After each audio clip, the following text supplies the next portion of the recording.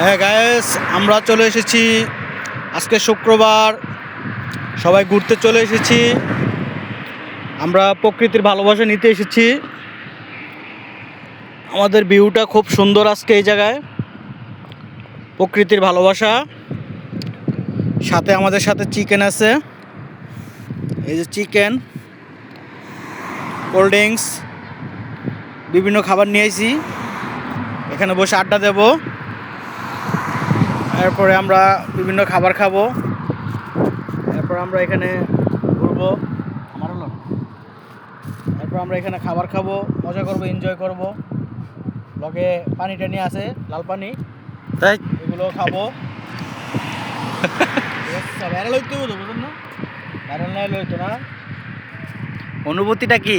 অনুভূতিটা ভাই এক সপ্তাহ প্রকৃতিতে বসে বসে মুরগি চিকেন তান্দুরি চলতেছে।